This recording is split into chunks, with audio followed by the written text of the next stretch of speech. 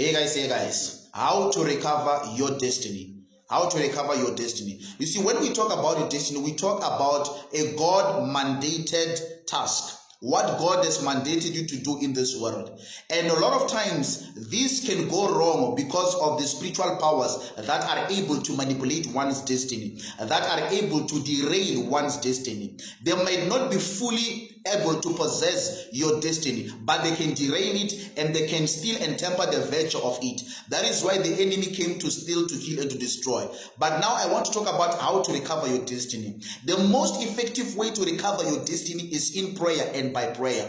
But it is not just a general prayer that you should make, that you can make to recover your destiny rather. But it is a certain type of prayer. That is the prayer I'm going to talk about. You see, the midnight prayers are effective. But if you want to recover your destiny, there are also hours that are associated with that in the realm of the spirit. Where God, at certain hours, God always deals with destinies of people. If you want to pray, for an example, for your destiny, you cannot pray at 12 a.m. At 12 a.m., it is a time to fight another type of a spiritual battle. That is why at 12 a.m., most of the time then, it is a time to wrestle against all powers of the spiritual world. Because at that time, that is where now decrees and things are made from the kingdom of darkness. Now, but when coming to manipulate your destiny, they don't really do it at 12 a.m. They do it at 3 a.m. That is why if you want to pray for your destiny to be recovered, or you want to pray for the deliverance of your destiny, make sure that you pray at 3 a.m. And why should you pray at 3 a.m.? Now, when you check in the scriptures, you will always see that whenever God had to work on the destiny of somebody, you will always associate that with the number 3. Like for an example, when God wanted to speak to Abraham and Sarah about their destiny, becoming the father and the mother of the nation, when God wanted to speak up to them about their destiny, he sent 3 messengers.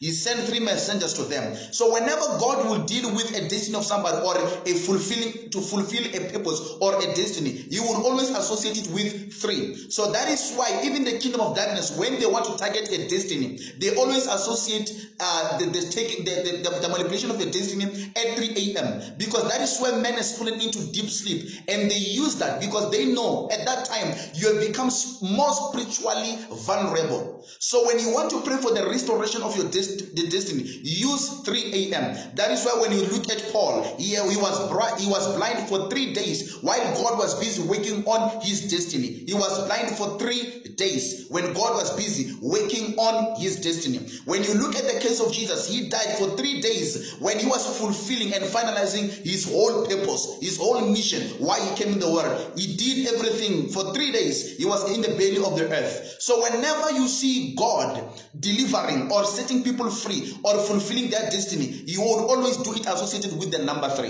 That is why when you see Job, when he was out of his destiny, when his destiny was derailed, when he refused to obey the call of God, now he was swallowed by the fish for 3 days and 3 nights. He was in the belly of the fish. When it vomited him, it catapulted him to his own destiny. So whenever you want to pray for your destiny, for the deliverance of your destiny, or for the restoration of your destiny, do it at 3 a.m. It is a time where now destinies, at this time, destinies are being tampered with. That is the time where destinies, glories are being stolen, and destinies are being derailed, and destinies are being tied at 3 a.m. So if you want to pray for the deliverance of your destiny, do it at 3 a.m. Don't do it at 12. At 12 you can pray because you still need to wrestle against all powers of darkness. You can pray at 1, you can pray at 2, but when dealing with a destiny, always use 3. That is why Jesus, whenever you would pray, you would wake up early in the morning, and if you check very well, it will be around 3 a.m. that you would wake up and go and pray, and until the noon breaks, and he would still be praying. Why? Because Jesus was a man that was focused mostly